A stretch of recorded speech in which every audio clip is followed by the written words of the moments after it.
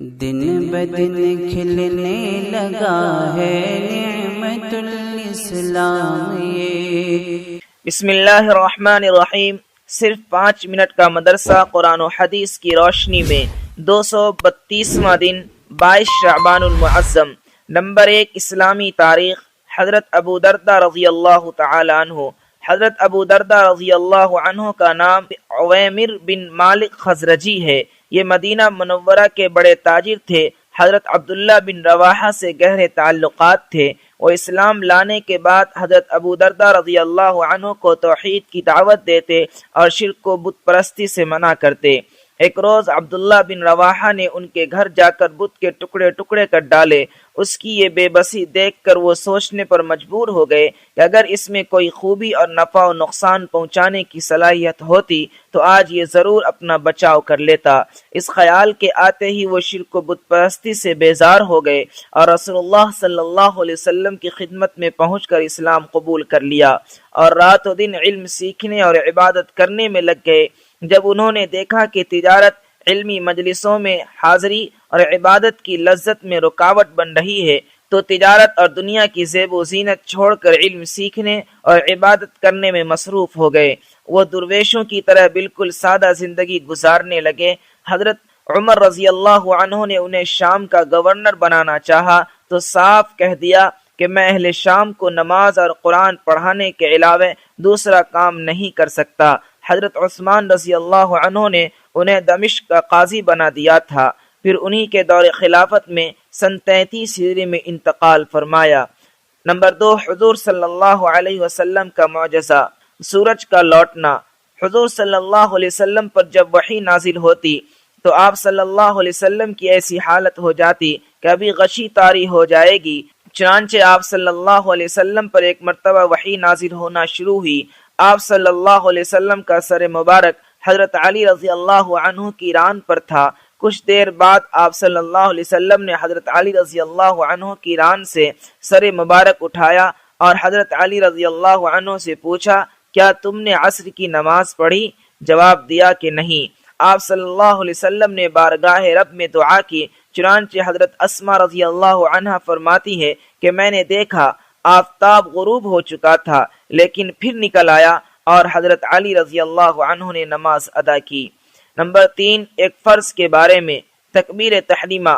رسول اللہ صلی اللہ علیہ وسلم نے فرمایا، نماز کی کنجی وضو ہے، اس کا تحریمہ تکبیر ہے اور نماز کو ختم کرنے والا تسلیم ہے، یعنی السلام علیکم ورحمۃ اللہ کہنا ہے۔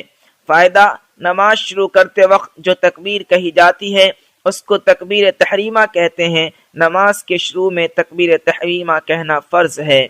نمبر 4، ایک سنت کے بارے میں، فرض نماز کے بعد کی دعا۔ رسول اللہ صلی اللہ علیہ وسلم نماز سے فارغ ہونے کے بعد یہ دعا پڑھتے، لا الہ الا اللہ وحدہ لا شریک لہ، لہ الملک ولہ الحمد وہو علی کل شیء قدیر، اللہم لا مانع لما اعطیت ولا معطی لما منعت ولا ينفع ذا الجد منک الجد۔ نمبر 5، ایک اہم عمل کی فضیلت، درود شریف پڑھنا۔ رسول اللہ صلی اللہ علیہ وسلم نے فرمایا، جو شخص مجھ پر ایک بار درود شریف پڑھے گا تو اللہ تعالیٰ اس پر 10 رحمتیں بھیجے گا اور 10 گناہ معاف کر دیے جائیں گے اور 10 درجات بلند کر دیے جائیں گے۔ نمبر 6، ایک گناہ کے بارے میں، نقصان کے بعد کی آسانیوں پر اترانا۔ قرآن میں اللہ تعالیٰ فرماتا ہے، جب ہم لوگوں کو نقصان پہنچانے کے بعد اپنی رحمت کا مزہ چکھاتے ہیں تو وہ ہماری ان نشانیوں کے بارے میں بھی شرارت کرنے لگتے ہیں، یعنی موجودہ آسانیوں میں پڑھ کر گزری ہوئی مصیبتوں کی تکذیب اور مذاق اڑاتے ہیں، جبکہ انہیں ان نشانیوں سے عبرت حاصل کرنی چاہیے۔ ایسے لوگوں کے متعلق سخت وعیدیں آئی ہیں۔ نمبر 7، دنیا کے بارے میں، آخرت کی کامیابی دنیا سے بہتر ہے۔ قرآن میں اللہ تعالیٰ فرماتا ہے، تم لوگوں کو جو کچھ دیا گیا ہے وہ صرف دنیاوی زندگی میں استعمال کی چیزیں ہیں اور جو کچھ اجر و ثواب اللہ کے پاس ہے وہ اس دنیا سے کہیں بہتر اور باقی رہنے والا ہے۔ نمبر 8، آخرت کے بارے میں، جنتی کو موت نہیں آئے گی۔ ایک شخص نے سوال کیا، یا رسول اللہ، کیا اہل جنت کو نیند آئے گی؟ رسول اللہ صلی اللہ علیہ وسلم نے جواب دیا، نیند موت کی بہن ہے اور جنتیوں کو موت نہ آئے گی، لہٰذا نیند بھی نہ آئے گی۔ نمبر 9، طب نبوی سے علاج، آپریشن سے پھوڑے کا علاج۔ حضرت اسماء بنت ابی بکر رضی اللہ عنہا کہتی ہیں کہ میری گردن میں ایک پھوڑا نکل آیا جس کا ذکر نبی پاک صلی اللہ علیہ وسلم سے کیا گیا تو آپ صلی اللہ علیہ وسلم نے فرمایا، اسے کھول دو یعنی پھوڑ دو اور چھوڑو مت، ورنہ گوشت کھائے گا اور خون چوسے گا، یعنی اس کا خراب مادہ اگر وقت پر نہ نکالا گیا تو زخم کو اور زیادہ بڑھا کر گوشت اور خون کے بگاڑ کا ذریعہ بنے گا۔ نمبر 10، نبی صلی اللہ علیہ وسلم کی نصیحت۔